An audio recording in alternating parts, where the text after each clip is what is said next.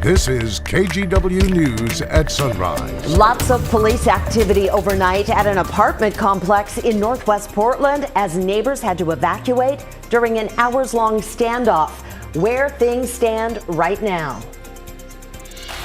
It just seems so random, and it just seems like bad luck. Like he was in just the wrong place at the wrong time. Plus, a woman remembers her dad after he was shot and killed over the weekend. Also this hour, we'll look ahead to wildfire season here in the Northwest. The possibility of a late start because of this spring's weather pattern has experts cautiously optimistic. But before we get to the long-term weather picture this morning, let's talk about what Rod has in store for us today on this Tuesday. Rodney Hill, looking at that radar, what do you got for us? Notice we've got showers on the west side, also on the east side, so kind of moving across the entire state. And stick around for that fire season story because it is a good news story.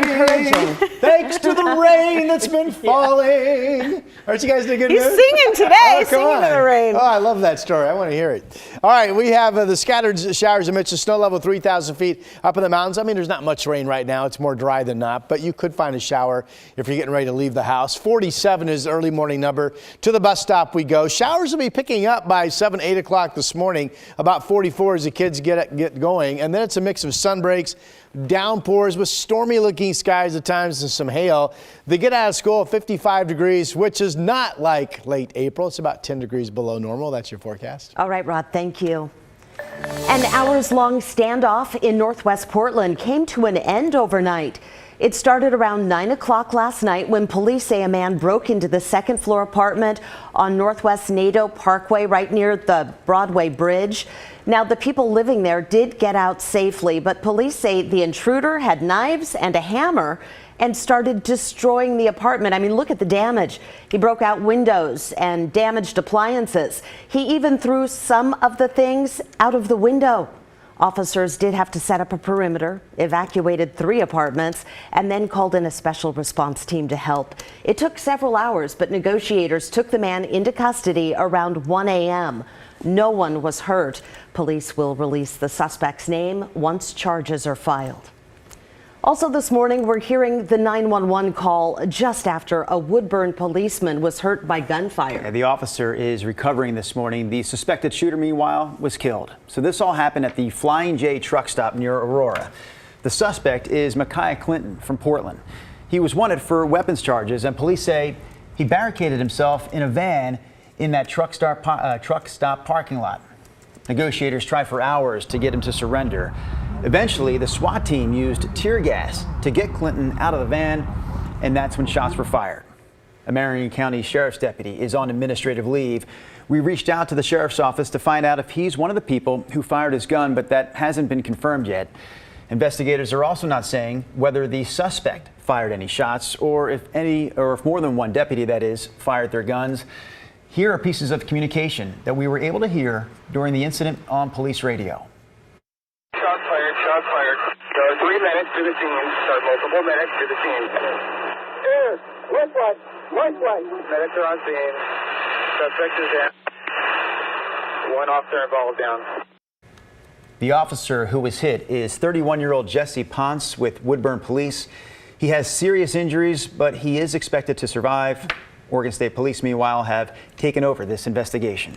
Well, the number of homicides in the city of Portland has now reached 30, a grim toll after 2 more involving guns this weekend. And the family of one of those victims, Jose Monroe Castaneda, says he didn't have any enemies and they have no idea why someone would want to hurt him. You wouldn't imagine this happening to him, of all people.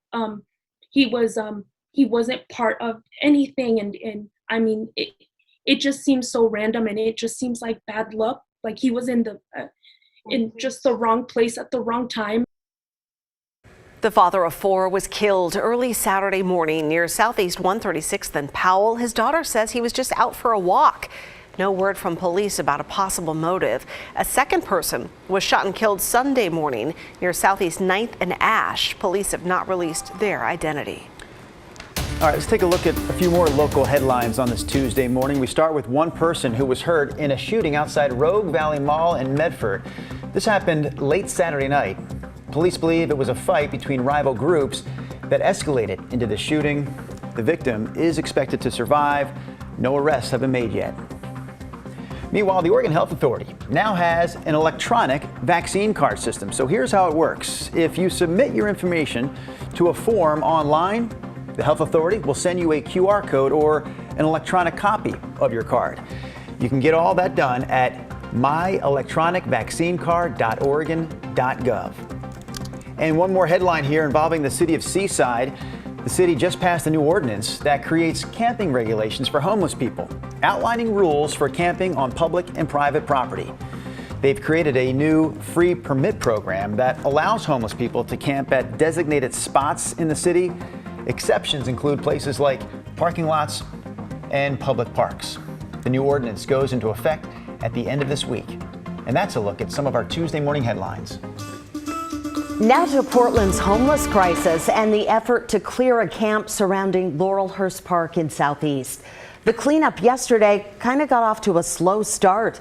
We were there around noon as the contracted company Rapid Response BioClean pulled up. Crews told us they were supposed to clear garbage and hazardous waste, including needles. Well, they packed up some trash, but then they left less than 30 minutes later, telling KGW they needed police to oversee the camp sweep. Yeah, stay tuned on that one. We'll be out there again today. But many people blame Portland's homeless crisis for the increase in trash in the city. And on the story, Pat Doris took a look at the issue and found out more help is on the way to try and make the city cleaner. One of the complaints we often hear from you is about garbage in the greater Portland area. Here's a couple of voicemails we've received. Every time I'm driving around, I see garbage, tons and tons of garbage. There's cars parked everywhere, people living wherever they want. I write to the city council like about 3 times a week. They're not dealing with anything. I lost my sympathy when all the garbage was just absolutely getting out of hand. I'm sorry, but it's like, you know what? Take care of your garbage. Those are just snippets of longer voicemails. Both, though, we're talking about garbage involving those living out on the streets. Now, Portland has an interesting online map that we're showing you right now, showing where they've cleaned up garbage dumps. That's what the green circles on the map show. The purple dots are reported dumps that they could not find. Red means another agency is going to clean it up, and orange is a cleanup they haven't gotten to yet. You can kind of see the Willamette River going through the left side of the map there, and most of the dumps that are reported are on the east side of Portland. By the way, I looked it up, and Metro, the regional government, reports that about 54% of the garbage they clean up comes from residential areas and only 24% from homeless people. That was confusing because it makes it sound like housed people are dumping their trash in homeless areas. But after more research, it seems more likely that it's people who have put out free items that end up then in homeless camps. The rest of the trash, by the way, comes from commercial or unknown sources. And while we're talking about trash, there is a bit of good news here. Metro's garbage squad, which is called RID, has already cleaned up 1,400 sites since January 1st of this year. Last March, it took 39 days for the crew to respond to a reported dump site. Now, it's closer to just 3 days. And you can see these are some before and after pictures here that they sent us. Metro just got $10 million to pick the trash up more quickly. Some of that money will double the number of teams now picking up garbage. They'll go from 6 teams to 12. Some of the money will also go to local governments to help with their trash problems as well. Metro Councilor Duncan Wong said you will start to see things getting better soon. Yeah, I think you'll start to see results in the coming months and into the summer. The red patrols that we have at Metro going out now are again collecting, 3 tons a day, and we'll be adding significantly to that capacity. What do you think? Do you have illegal dumps near you? Has the government listened to your complaints about it? Send us a note. Our email is thestory@kgw.com. Our phone number is 503-226-5090. I look forward to hearing from you. Well, one of the rainiest Aprils in recent memory is creating a positive outlook when it comes to this year's wildfire season. Officials from the Oregon Department of Forestry say if this wet spring continues, fire season likely won't start here until June, which is later than recent years. The last couple years, we've been starting fire season earlier, and that's because we'd been seeing that dry weather in the spring. We didn't get as much rain last year and the year before. We've been fortunate to see systems come through and more rain this year. That's Natalie Eber with the Oregon Department of Forestry speaking there. Fire season here typically starts anywhere from mid-May to early June. Last year, it officially started on May 12th, super early last year. Yeah, and then we saw that 116 degree day in June. So yes, bravo. Yeah, it's good news. Push it off.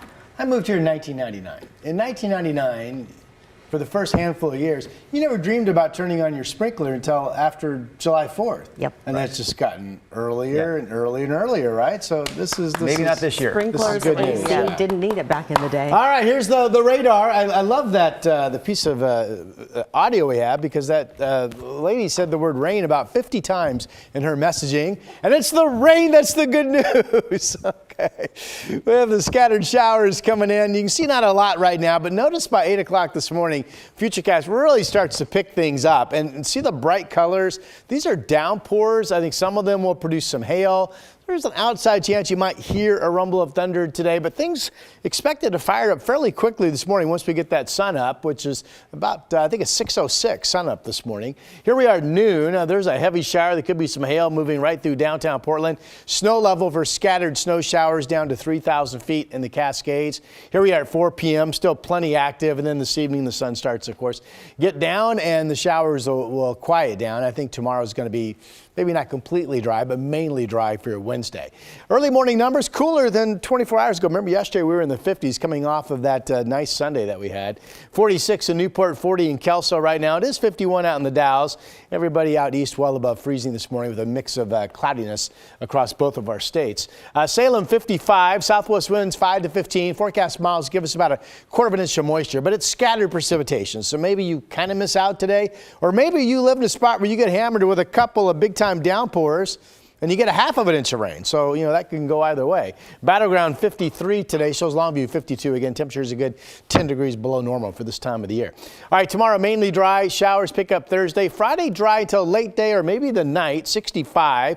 Saturday showers, and then Sunday, again, mainly dry until late day or the night. There's a front Friday night and there's a front Sunday night, and that's your forecast. But look at all these raindrops, and we just learned that raindrops deserve a big kiss.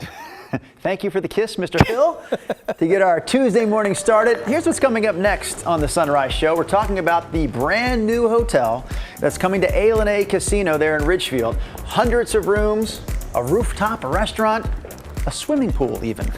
Devin Haskins had a chance to take a look at the progress here. He'll join us for an update right after this.